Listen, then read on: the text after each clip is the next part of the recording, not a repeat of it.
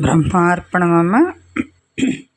సృష్టి యావత్తు ఉన్న బ్రహ్మానికి బ్రహ్మం నమస్కరించుతూ బ్రహ్మమ్మకు అనేక అనేక నమస్కారములతో బ్రహ్మమే ఈ సాంగత్యం చేసుకుంటుంది. ఉన్నదంతా బ్రహ్మమే అయ్యింది, రెండోది లేదు. బ్రహ్మం ఏమన్నారంటే, మనసు లేని స్థితిలో అలా హాయిగా నిలబడు. మరి మనసు లేని స్థితి అంటే ఎలా హాయిగా నిలబడతాము అంటే, నాలో పరమాత్మ ఉన్నాడు, నేనే అంతా ఉన్నాను, ఉన్నదంతా బ్రహ్మమే. మరి ఇలాంటి భావాలు మనకు తెలిసినప్పుడు, ఇలాంటి భావన మనకు పుట్టినప్పుడు, అప్పుడు మనసుని మనం మనసు లేని స్థితిలో హాయిగా ఉండగలుగుతాం. మనసు లేని స్థితిలో అంటే మనసుని కనిపెట్టడమే మనసు లేని స్థితి అవుతాము. ఇప్పుడు ధ్యానం చేస్తున్నాము, ధ్యాస పెట్టుకుంటున్నాము, ధ్యానం చేస్తున్నాము. ధ్యాస ఎలా పెట్టుకుంటున్నాము అంటే, ఒక క్షణం బ్రహ్మాన్ని మర్చిపోతున్నాం, మళ్ళీ క్షణం ఆ ధ్యాసతో ఉంటున్నాం. అయ్యి ఇక్కడ మర్చిపోనన్న భావన లేదు, అక్కడ గుర్తెరిగానన్న భావన లేదు. అలాగ ధ్యాస పెట్టుకుని తర్వాత ఆ ధ్యానం చేసినప్పుడు, మరి ఎక్కువగా ధ్యాస ఉండి అదే పనిలో ఉన్నప్పుడు ధ్యానం కుదురుతుంది మనకి. అంటే అదే ధ్యాస, ఆ ధ్యానంలో కూడా అదే ధ్యాస వచ్చి లోపల నుంచి అన్ని భావాలు కూడా బయటకు వచ్చేస్తూ ఉంటాయి. రాగా రాగా అక్కడ ఖాళీ ఏర్పడుతుంది. ఆ ఖాళీ ఏర్పడినప్పుడే మనకి మౌనం వస్తుంది. మౌనం ఊరికే రాదు కదా. నాలో పరమాత్మ ఉన్నాడు, నేనే అంతా ఉన్నాను, ఉన్నదంతా వాడే, నేనంటూ లేను అసలు అని, ఉన్నది వాడే, నా గమ్యం వాడే, కానిదంటూ లేదు, ఉన్నదంటూ లేదు, ఉన్నదంటూ ఏదీ లేదు, కానిదంటూ ఏదీ లేదు, అసలు నిజం ఉండనే ఉంది. మరి దాంతో నేను మిగలాలి. దాంతో నేను మిగలాలంటే సమస్త కదలికలు కూడా బ్రహ్మార్పణం చేయవలసిందే. ప్రతి కర్మ కూడా బ్రహ్మార్పణం చేయవలసిందే. అంటే నేను నాది అనేది లేకుండా మనం పుట్టకుండా చేసుకోవటం. ఎప్పుడైతే పుట్టకుండా చేసుకుంటున్నామో అప్పుడు మన సంస్కారాలు ఏమవుతాయి, దగ్ధమైపోతున్నాయి. తెచ్చుకున్న సంస్కారాలు కొత్తగా మనం ఏమీ ఏర్పరచుకోవట్లేదు. మరి అలాంటి స్థితిలో మనకి ఎలా ఉంటుంది అంటే, ఏ సంస్కారాలు అన్నీ బూడిదైపోయినప్పుడు మనకి ఎలా ఉంటుందంటే, లోపల ప్రశాంతత, హాయి. కానీ చేపున్నాక చేసే పని ఇప్పుడు ఆలోచించము. ఇప్పుడు చేసే పని ఇప్పుడు కరెక్ట్గా బ్రహ్మం చేసుకుంటాడు, మనం కాదు అక్కడ. అలా ప్రతిదీ కూడా బ్రహ్మమే చేసుకుంటున్నాడు, బ్రహ్మమే వింటున్నాడు. తిన్నామో లేదో ఎందుకు, ఉన్నామో లేదో ఎందుకు, ఏ భావన కలగదు ఇంక అసలు. ఖాళీలోంచి జరుగుతూ ఉంటుంది, ప్రతి కదలిక ఖాళీలోంచి జరుగుతుంది. మన లోపల బయట లోపల కూడా ఒక్కటిగానే జరుగుతుంది. ఈ బాహ్యంగా మనం ఏమీ చూడము, బాహ్యంగా ఇది కనిపించదు మనకి. ఇంకా అంతా బ్రహ్మంగానే తోస్తుంది తప్ప విడిగా ఏమీ ఉండదు. మరి ఆ విడిగా ఏమీ లేని దాన్ని విడిగా చూసి మనం కదుపుకోవటం ఎందుకు? మన అంతా ప్రపంచం ఉంది లోపల. మరి దాన్ని కదా మనం, దాంతో కదా మనం ఉండాలి. మన ఆంతర్యంలో ఏముంది? మౌనం ఉంది, మౌనం ఉంది, సాక్షి ఉంది.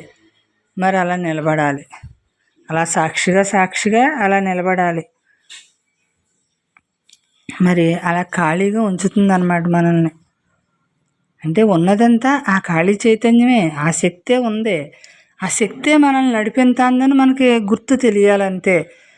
అంటే మనకి ఏదో నడిచిపోతున్నాము, ఏదో బ్రహ్మంగా మిగిలిపోతున్నాము, ఇటు అటు అన్నీ చూసుకుంటున్నాం కదా, మన బ్రహ్మంగా నిలబడిపోతున్నాము అంటుంది. అది కాదు అసలు. అక్కడ అనుభవం అంటే స్థిరపడుతుంది. మనకు అనుభవం అంటే ఏంటి? స్థిరపడుతుంది. అంతా మనంగా ఉంటుంది, విడిగా ఏది కనిపించదు, అది స్థిరపడుతుంది. అప్పుడు అదే అనుభవం అంటేనే. ఇది వేరుగా అది వేరుగా కనిపించినప్పుడు అనుభవం ఎక్కడ మిగులుతుంది మనకు? ఉన్నదంతా తానే. ఎండొచ్చింది, మనకు మనసు కదలలేదు. వానొచ్చింది, మనకు మనసు కదలలేదు. చలెట్టింది, మనకు మనసు కదలలేదు. ఎందుకంటే చలిడితే దుప్పటి కప్పుకుంటున్నాము, వర్షం వస్తే గొడుగు వేసుకుంటున్నాము, ఎండొస్తే ఏసీ వేసుకుంటున్నాము. మరి ఇంకా అంటే దీనికోసం ఇది జరుగుతుంది అంతే. మరి మనం ఎలా ఉన్నామంటే, మనం అలా సాక్షిగా ఉన్నాం. దాంట్లోంచి ఇదంతా జరుగుతుందని అని దీనికి విడిగా కదుపుకోవట్లేదు, అది విడిగా ఇది విడిగా కదుపుకోవట్లేదు. మరి ఆ శక్తి నుంచి వచ్చినప్పుడు దాన్ని అలా మనం చూసినప్పుడు అది ఎలా ఉంటుందంటే ముక్త స్థితి అన్నమాట. అదే ముక్త స్థితి. అలాగే ఉన్నాము, అలాగే చూస్తున్నాము, కదుపుకోకుండా చూస్తున్నాము. కదుపుకోవటం లేదన్న భావం లేదు, కదుపుకుంటున్నామన్న భావం లేదు. మరి అదంతా ముక్త స్థితే కదా. అంటే ఎప్పుడో జరిగే పనిని ఇప్పుడు ఆలోచించట్లేదు మనం. ఇప్పుడు జరిగేదాన్ని ఇప్పుడు ఆ బుద్ధి పుడుతుంది, ఆ పని అక్కడ జరుగుతుంది అంతే. అది ఎలా జరుగుతుందో ఏంటో దాని మీద మనకి ఆసక్తి లేదు, విరక్తి లేదు, రెండూ లేదు. మరి ఇది కాదంటలేదు కదా, దాన్ని మనం అవును అంటలేదు. మరి అదంతా ముక్త స్థితే కదా. స్థితి అయ్యుందే నువ్వు మారాలి అని చెప్పారు కదా. మరి నేను ఎలా మారాలి? నేను ఎలా మారితే నేను అలా ముక్త స్థితిగా నేను మిగులుతాను? నా ప్రతి కథలకి నేను బ్రహ్మార్పణం చేసినప్పుడే నేను ముక్త స్థితిగా మిగులుతాను. అంటే చూసేది వేరు, వినేది వేరు, మాట్లాడేది వేరు ఎలాగయ్యింది? చూసేది నువ్వే, వినేది నువ్వే, మాట్లాడేది నువ్వే. నీ ఆలోచన విధానం అంతా నువ్వే, విడిగా లేవు. మరి నేను అని భావన పెట్టుకున్నప్పుడు ఇక్కడ దుఃఖం అనుభవిస్తున్నావు. నేను కాదన్నప్పుడు ఇక్కడ జరుగుతుంది, అక్కడ జరిగేది జరుగుతుంది, దుఃఖం లేదు. మరి అటువంటి హాయిని మనం వదిలేసి బ్రహ్మార్పణమైన జీవితాన్ని వదిలేసి నేను నాది అని కలగజేసుకోకూడదు కదా. పక్షికి రెండు రెక్కలు ఉంటేనే ఎలా ఎగురుతుందో మనం వివేకం వైరాగ్యం ఉంటే మనం స్వేచ్ఛగా జీవించవచ్చు. అంటే దానికి రెక్కల మీద అది ఆధారపడింది, అందుకని దాని స్వేచ్ఛ దానికి తెలిసింది. మరి మనకే వివేకం కలిగింది, బుద్ధి వికసించింది, వైరాగ్యం ఉంది. ఏది శాశ్వతం కాదు కదా, నేను ఒక్కటే శాశ్వతం, ఇదంతా నశించిపోతుంది కదా అనే వైరాగ్యం కలిగినప్పుడు మనకి హ్యాపీగా స్వేచ్ఛగా ఉంటాం. స్వేచ్ఛగా విహరిస్తామంటే ఆనందమయ జీవితాన్ని గడుపుతూ ఉంటాం. ప్రతి ఒక్కళ్ళు ఆనందమయ జీవితమే అయ్యున్నారు, కానీ ఆ జీవితాన్ని ఎలా జీవించాలో తెలియక, బ్రహ్మార్పణమైన జీవితం తెలియక నేను నాది అని కలగజేసుకున్న మాల మనకి స్వేచ్ఛకి దూరం అయిపోతున్నాం. స్వేచ్ఛ ఉంది మనకే, దాన్ని అందుకోలేకపోతున్నాం. అది అందుకునే స్థితి మనకు తెలియట్లేదు అంతే. తెలిసిందే అంటే దాన్ని వదలం. ఇంకా ఉన్నదదే నేను లేదు అన్నప్పుడు ఎంత స్వేచ్ఛగా ఉంటుందమ్మా. మన భారం అంతా బ్రహ్మానికి అప్పచెప్పేసినప్పుడు ఎంత స్వేచ్ఛగా ఉంది. నేను నాది అని కలగజేసుకుని చేసిన పని ఎలా ఉంది, బ్రహ్మార్పణంగా చేసిన పని ఎలా ఉంది మనకు తెలుస్తుంది కదా. అంటే ఉన్నది నువ్వే అని అనలేకపోతున్నాం, ఎందుకంటే మన స్వార్థం అది. ఉన్నది వాడే అయితే నేను ఎక్కడున్నాను అసలు అని అనిపించాలి మనకి. నేను ఎక్కడున్నాను, నేను ఉన్నది వాడే, నేనంటున్నాను అంతే. ఇది ఇక్కడ వాడే ఉన్నాడు. చూడటం వేరు, వినటం వేరు, మాట్లాడటం వేరు కాదు కదా. ఉన్నదంతా వాళ్ళలోంచి జరుగుతూ ఉంటే ఇది వేరు, అది వేరు, అది వేరు, ఇది వేరు. ఏమి విన్నావు, ఏమి చూసావు, ఏమి మాట్లాడేవు, ఎక్కడి నుంచి మాట్లాడేవు, ఎలా మాట్లాడేవు, ఎలా నిలబెట్టుకున్నావు అని మనకే తెలియాలి కదా. ఎలా చూసాము, చూసే దృష్టి ఎలా ఉంది మనకి? లో దృష్టి ఉంది, బహిర్ముఖంగా లేదు, అంతర్ముఖంగా ఉంది మన దృష్టి. మనం విన్నది కూడా వింటున్నాం కానీ మన చెవికి ఏమీ ఎక్కట్లేదు. మాట్లాడుతున్నాం కానీ అది మనం కాదు. మరి మన దృష్టి ఎక్కడి నుంచి వస్తుంది? మూలంలో నుంచి. ఆ మూలమే నువ్వు. మూలానికి అతీతంగా ఉన్నవే మూలమే నువ్వై ఉన్నావు. చెట్టు ఉంది, మూలం నుంచే కదా అక్కడ ఆ చెట్టు పెరిగి పెద్దదయ్యి కాయలు కాసి పువ్వులు పోసి కాయలు కాస్తుంది. మరి మూలంలో నుంచే కదా.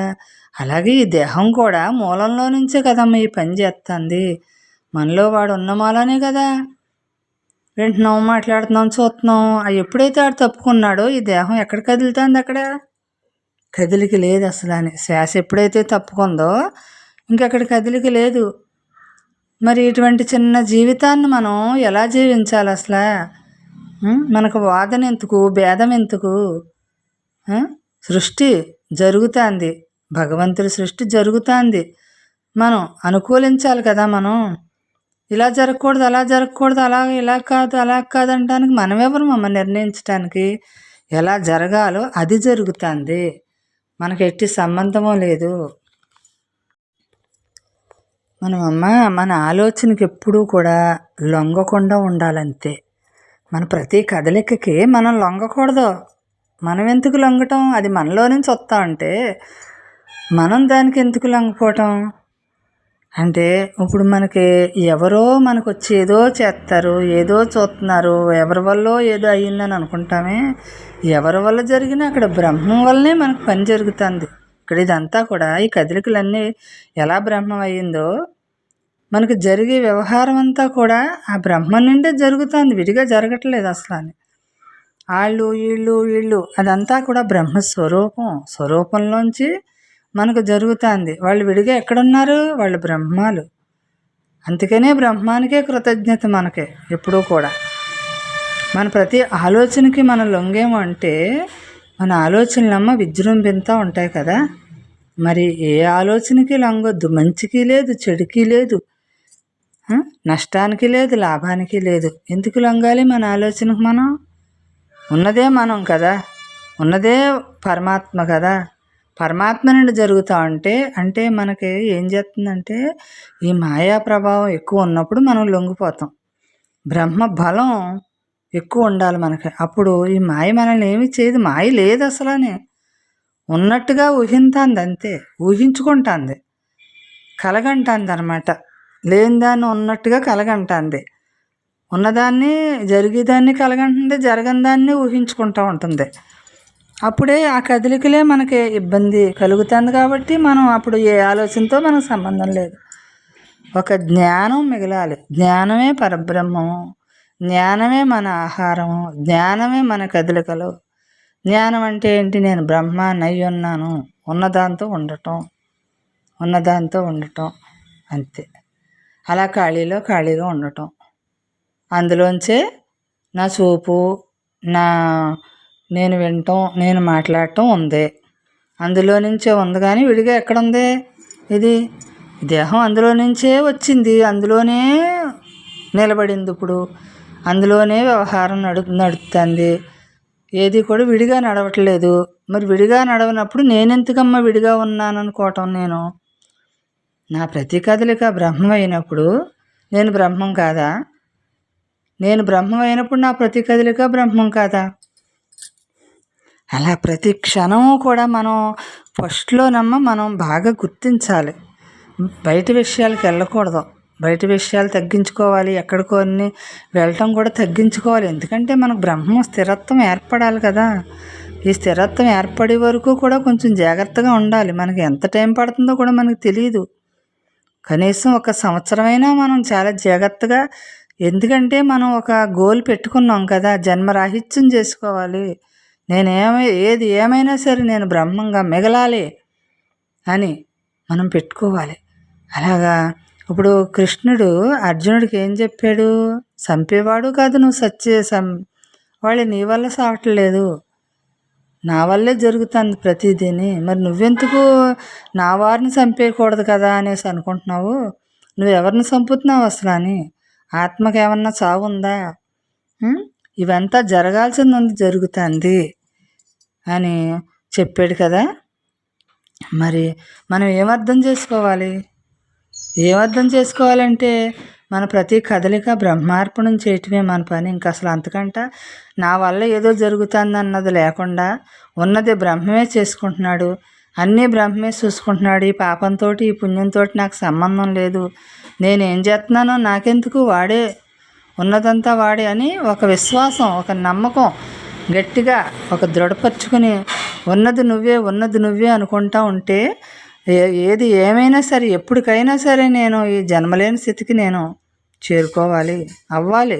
ఎప్పటికైనా ఈ జన్మ ఇంక వద్దు నాకు. ఎందుకంటే బ్రహ్మంగా నిలబడితేనే జన్మలేని స్థితికి మనకి వెళ్తాము. బ్రహ్మంగా ఏకమవుతాము. ఏకమవ్వాలి అంటే ఎప్పుడో జరిగేది ఇప్పుడు ఎందుకులే, ఈ ఆనందాన్ని, ఈ బయట దాన్ని, దుఃఖం, ఆనందం ఇవన్నీ బాగుంది అనుకుంటే అందులో అన్నా ఉండాలి. లేదంటే నేను ఎప్పుడు నా గోలు నేను పెట్టుకోవాలి ఒకటి, ఏది ఏమైనా సరే జన్మరాహిత్యం చేసుకోవాలి, నాకు ఇంకొక జన్మ వద్దు, వచ్చి నేను ఇంకేం చేస్తాను, ఆ టైంలో నాకు ఆ సద్గురువు దొరుకుతారో లేదో.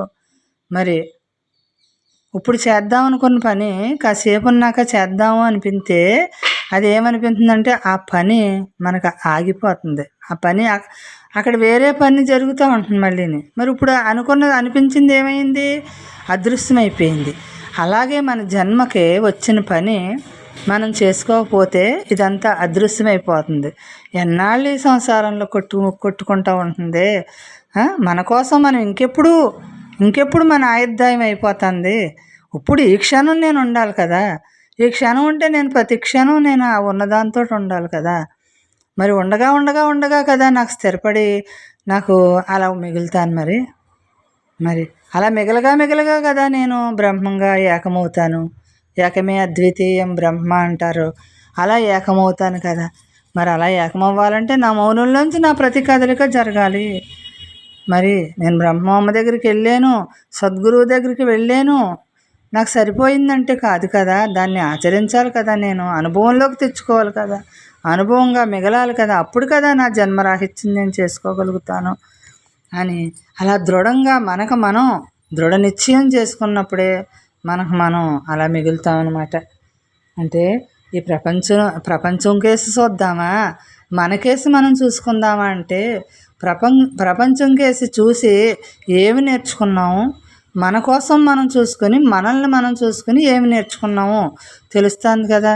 ఒకప్పుడు ఈ ప్రపంచం కేసి చూసాము, వాళ్ళన్నారు వీళ్ళన్నారని బాధపడ్డాము, మరి అది తెలియక దుఃఖపడ్డాం. మరి ఇప్పుడు ఎప్పుడైతే నేనే బ్రహ్మం అన్నప్పుడు ఇక్కడ దుఃఖం ఎక్కడుందమ్మా? అటు చూస్తే అలా ఉంది, ఇటు చూస్తే దుఃఖం లేని స్థితి ఉంది. మరి దుఃఖం లేని స్థితే కదా మనకు అవసరం. అర్జునుడిని దుఃఖించేవు అన్నాడు ఎవరు? జీవుడికి దుఃఖం ఉంది, జీవుడు ఆలోచనలు దుఃఖం ఉంది. బ్రహ్మం ఆలోచనలకు మనకి ఇక్కడ దుఃఖం లేదు. మరి రెండు ఆలోచనలు కూడా ఇప్పుడు బ్రహ్మార్పణంగా జరుగుతాయి ఇక్కడ. అంటే కొద్ది రోజులు నేను బ్రహ్మాన్ని లోపల మనకి స్మరణ ఉండాలమ్మా, స్మరణ ఉండాలి. ఆత్మేది అనాత్మేది కొంచెం విడదీసుకుని స్మరణ ఉండాలి. అలా లేనప్పుడు మనం బ్రహ్మత్వంగా నిలబడలేము అసలు. అది అహర్నిశలు జరగాలి, ఏకధారిగా జరగాలి. అలాంటప్పుడే అక్కడ నిలబడుతుంది. మరి నిలబడగా మనం ఎలా ఉంటాం అప్పుడు? నిశ్చితంగా ఉంటాం, నిశ్చలంగా ఉంటాం, మౌనంగా ఉంటాం. మరి మాట్లాడుతున్నారు కదా, మౌనంగా ఎలా ఉంటున్నారు అనిపిస్తుంది. మాట్లాడినా మనకు సంబంధం లేదు, మౌనంగా ఉన్నా మనకు సంబంధం లేదు, ఉన్నదాంతో ఉంటాం అంతే, ఉన్నదాంతో ఉంటాం. మరి ఇప్పుడు జరిగిన పని కాసేపు ఉన్నాక ఇలా ఎందుకు జరుగుతుంది? కొంచెంసేపు ఉన్నాక జరిగిన పని ఎప్పుడో జరిగిపోయిన కాలంలో ఎందుకు జరగలేదంటే అది మన ఆలోచనే వేస్ట్, దండగ అనమాట. మన టైం దండగ, మన వృధా. అసలు వృధా కాలక్షేపం మనకి అదంతా కూడా. దేనికోసం పుట్టామో, దేనికోసం పెరుగుతున్నాము, దేనికోసం నడుస్తున్నాము, ఏమి తెలుసుకున్నాము మనం? అదే కదా నిలబడాలి. దేనికోసం వచ్చాము?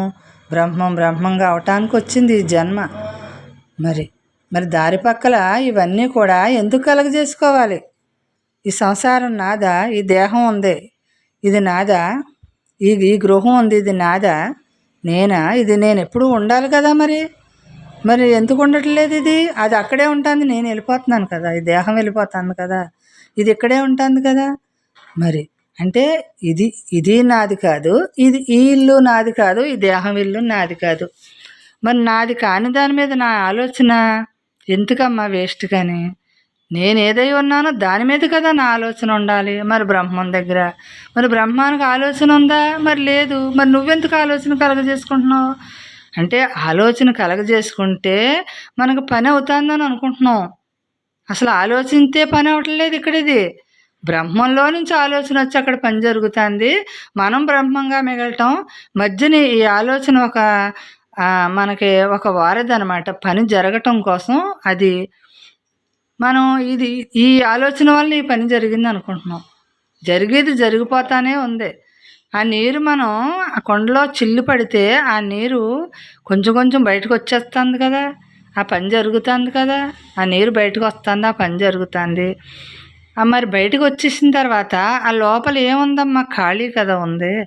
అలాగే నీ లోపల ఈ భావాలన్నీ బయటకు వచ్చేస్తా ఉంటే మరి లోపల ఆ ఖాళీయే కదా, ఆ ఖాళీ చైతన్యమే కదా మిగిలింది. మరి ఆ మిగిలిన్న దాంతోటే నువ్వు స్థిరపడాలి. ఆ మిగిలి ఏదైతే అయి ఉందో దాంతో నువ్వు స్థిరపడినప్పుడు నీకు ఏ కదలిక నిన్నేమీ చేయదమ్మా. నువ్వు పుట్టేవో సచ్చేవో ఉందో లేదో ఏ భావన కలగజేసుకోదు. ఎందుకంటే అది స్థిరపడి ఉంది, అలాగా ఉంది, ఉన్నదాంతో ఉంది అంతే. అదే ఉంది అసలని, ఉన్నదే అది, అదే ఉంది. దాన్ని ఎవరు కదుపుతున్నారు? ఈ కదిలేదు నువ్వు అనుకుంటున్నావు కాబట్టి దాన్ని కదపాలని చూస్తున్నావు, కానీ నిన్ను కదిపేది ఎక్కడ ఏమీ లేదు అసలు. ఉన్నదే అది. వేరుగా ఎక్కడుందమ్మా? అసలు లోపల అని ఏంటి, బయటికి అని ఏంటి, బహిర్ముఖం ఏంటి, అంతర్ముఖం ఏంటి, అసలు ఏమన్నా ఉందా? అదంతా కూడా మనల్ని మనం సవరించుకోవటానికి బహిర్ముఖం అంతర్ముఖం అని చెప్పుకోవాల్సి వచ్చింది అంతే. మనసు లేని స్థితి అంటే ఇటు బహిర్ముఖమో లేదు, ఇటు అంతర్ముఖమో లేదు. అంతర్ముఖంగా ఏమి నిలబడ్డావు, బహిర్ముఖంగా ఏమి నిలబెట్టుకున్నావు, అసలు ఏంటి అంటే ముందు విడదీసుకున్నప్పుడు అంతర్ముఖం బహిర్ముఖం అని చెప్పుకోవాల్సి వచ్చింది. మరి నువ్వు ఈ రెండు భావాలు లేనప్పుడు ఉన్నది అక్కడ ఎవరున్నారు? ఉన్నది అదే ఉంది, అదే ఉంది. అందులోంచే నీ ప్రతి కదలిక కదులుతుంది. నీ దృశ్యం ఎలా ఉంది అక్కడ? నీకు ఆలోచన లేదు అక్కడ, ఆలోచన లేదు కాబట్టి అక్కడ దృశ్యం ఎలా ఉంది అంటే కర్మ అక్కడ యాడ్ అవ్వట్లేదు అనమాట. దృశ్యం లేనప్పుడు కర్మ ఎక్కడుంది? అజ్ఞానం లేనప్పుడు అజ్ఞానం ఉంటే జ్ఞానం లేదు అక్కడ, జ్ఞానం ఉంటే అజ్ఞానం లేదు. రెండు ఒక దాంట్లో ఉండవు కదా. చీకటి ఉంటే వెలుగు లేదు, వెలుగు ఉంటే చీకటి లేదు. అంటే రెండు ఒకసారి ఉంటున్నాయా అంటే లేదు కదా. మరి అజ్ఞానంగా జీవించడం అంటే దేహం నేనుగా జీవించినప్పుడు జ్ఞానం లేదు కదా. అక్కడ ఉన్నది బ్రహ్మం అని తెలియలేదు కదా. ఉన్నది బ్రహ్మం అని తెలిసినప్పుడు ఇక్కడ దేహం నేను లేదు కదా. అంటే ఇది ఉంటే అది ఉండదు, అది ఉంటే ఇది ఉండదు. లైట్ వేసినప్పుడు చీకటి లేదు, చీకటి ఉన్నప్పుడు వెలుగు లేదు కదా అక్కడ. మరి అలాగా ఇది ఉంటే అది లేదు. ఇప్పుడు మనం బ్రహ్మం నేనే అదై ఉన్నాను అన్నప్పుడు, అలా స్థిరపడినప్పుడు ఇక్కడ లేనిదేంటి ఉన్నదేంటి? అక్కడ అంతర్ముఖం ఏంటి బహిర్ముఖం ఏంటి? అసలు బహిర్ముఖంగా వెళ్ళిపోవట్లేదు, అంతర్ముఖంగా వెళ్ళిపోవట్లేదు. మనం అంతర్ముఖంగా ఎక్కడికి వెళ్తున్నాం? మనం ఉన్నది అదే అయితే ఏ లోతుకి వెళ్తున్నాము? ఆ లోతుకి వెళ్ళి అక్కడ ఏం చూస్తున్నాం మనం? అసలు చూడటానికి ఏమన్నా ఉందా? ఒక వస్తువు అది ఏమన్నా చూడటానికి? అది మిగిలి ఉంది అంతే, అది అయ్యి ఉంది అంతే. అలాగా దాన్ని ఎవరు చూస్తున్నారు? ఇప్పుడు మనకి కనిపించేది ఎదురుగుండా ఉన్నదంతా కూడా, మరి కనిపించేదంతా కూడా అందులోనే లేదా? అందులోనే లయం అవట్లేదా? అందులోనే ఉంది కదా అంతానే. మరి విడిగా చూడటానికి ఏముంది మనకి? అంతర్ముఖంగా చూడటానికి ఏముంది మనకు? అసలు ఉన్నది ఆ ఖాళీ చైతన్యం ఉంది. ఎక్కడైనా అదే ఉంది, ఎక్కడైనా అదే ఉంది, ఎప్పుడైనా అదే ఉంది. నిద్రలో కూడా అదే ఉంది కదా. ఆ గాఢ నిద్రలో ఎటువంటి స్థితిలో మనం ఉన్నాము? నేను అనే భావన ఉందా? ఈ ఇల్లు ఉందా? ఈ దేహం ఉందా? ఈ ఇంద్రియాలు పనిచేస్తున్నాయి అక్కడ?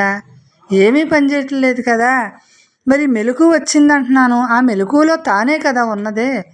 ఆ గాఢ నిద్రలో ఉన్నవాడు ఈ మెలకువలో ఉన్నాడు. మరి ఈ మెలకువలో ఇదంతా నేనెందుకు కదుపుకోవటం? ఆ గాఢ నిద్రలో మనకి దేహం లేదు, ప్రపంచం లేదు, ఏమీ లేదు కదా. మరి ఏమీ లేనప్పుడు మనకి అప్పుడు లెగ్గానే ఏమొచ్చింది అక్కడ? మనసు పుట్టుకొచ్చేసింది. ఆ మనసు కూడా లేదు, మనం గుర్తింటున్నాం అంతే. ఇది వచ్చింది అంటున్నాం అంతే.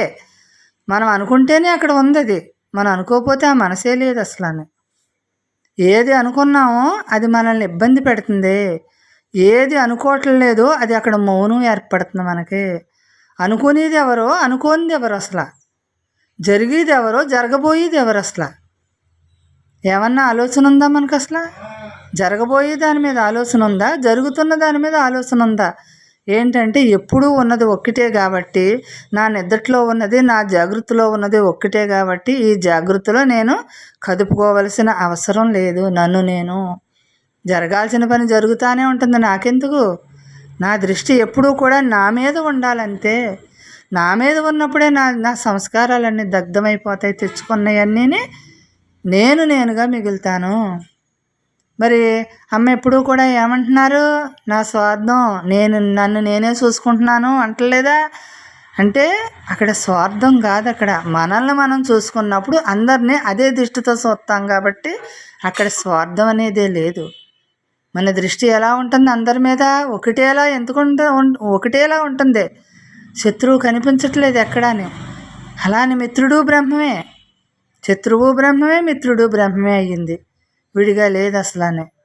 మరి విడిగా లేని దాన్ని విడిగా నేను చూసి నన్ను నేను కదుపుకొని ఇక్కడ అది కనిపిస్తుంది, అక్కడ ఇది కనిపిస్తుంది, ఈ ఆలోచన వచ్చింది, ఈ బుద్ధి పుట్టింది అని ఎందుకమ్మా మనం గందరగోళంగా సృష్టించుకోవటం? ఆ బుద్ధి ఎందుకు పుట్టిందంటే నువ్వు వదిలేసావు, నీకు తెలవలేదు కాబట్టి ఆ బుద్ధి పుట్టింది అంతే. అటువంటి బుద్ధి తల దించుకుంటమే మనం. ఏమవుతుంది తల దించుకుంటే? మన అహంకారం తగ్గించుకుంటే ఏమవుతుందమ్మా? బ్రహ్మంగా నిలబడొచ్చు కదా. ఈ నేను అన్న అహం ఎప్పుడైతే తగ్గిందో అక్కడ బ్రహ్మంగా నిలబడొచ్చు కదా. ఉన్నది అదే కదా, బ్రహ్మమే కదా. మరి నిలబడటానికి ఎందుకు ఇబ్బంది? అంటే నేను, నన్ను, నాది అనే భావాలు పెట్టుకున్న మాల అక్కడ ఇబ్బంది కలుగుతుంది, దుఃఖం కలుగుతుంది. మరి దుఃఖం లేని స్థితి ఏమో ఆనందమయం ఉన్నప్పుడు దుఃఖం ఎక్కడుంది? దుఃఖం ఉన్నప్పుడు ఆనందమయం కూడా తెలియట్లేదు. మరి ఇప్పుడు దుఃఖం తెలియట్లేదు. మనం కావాలని ఏమైనా దుఃఖాన్ని ఏమైనా దూరం చేసుకున్నామా? కాదు కదా. అవసరమైన దాన్ని పట్టుకున్నాం కాబట్టి దుఃఖం అక్కడ కలగట్లేదు. అనవసరమైన దాన్ని పట్టుకున్నప్పుడు అక్కడ దుఃఖం కలిగింది కాబట్టి జన్మలు తెచ్చుకుంటున్నాము, కర్మలు పోగు చేసుకుంటున్నాము, జన్మలు పోగొట్టుకుంటున్నాము. అంటే ఇప్పుడు జన్మలు ఏం చేస్తుంది? ఆనందమయ జీవితాన్ని జీవించినప్పుడు జన్మలు తగ్గించుకుంటున్నాము, కర్మలు తగ్గించుకుంటున్నాం కాబట్టి జన్మలు తగ్గుతాయి ఆటోమేటిక్గా. అలాంటి బ్రహ్మార్పణమైన జీవితాన్ని మనం జీవించినప్పుడు మనకి ఎంత హాయిగా ఉంది, ఎంత హాయిగా ఉంది. ఈ హాయిలోంచి ఎవరైనా కదపగలరా? నీ లోపల నువ్వు ఎలా ఉన్నావో, నీ భావనలో ఎలా శుద్ధం చేసుకున్నావో అది ఎవరికైనా తెలుసా? తెలియదు కదా. మరి అందరూ అదే అయి ఉన్నారు కదా, ఉన్నదంతా అదే అయి ఉంది కదా. మరి ఒకప్పుడు మనం ఎందుకు తెలుసుకోలేకపోయామంటే ఇది ఉంటే అది లేదు, అది ఉంటే ఇది లేదు కాబట్టి. ఇటు దేహంగా ఉంటావా, ఇటు బ్రహ్మంగా నిలబడతావా, అది నీ ఇష్టం అని మనకు వదిలేశారు కదా. నీ ఇష్టం, నువ్వు ఎలా మసులుకుంటే బ్రహ్మం అలా వదిలేసాడు మనకి. తాను సాక్షిగా ఏమి అంటున్నట్లు అలా ఉన్నాడంతే. అందులోనే ఉన్నాం మనం అందరం కూడాని. మరి తాను ఏమన్నా అంటించుకుంటున్నాడో మనకే కదా అప్పచెప్పు, మనమే కదా చూసుకోవాలి.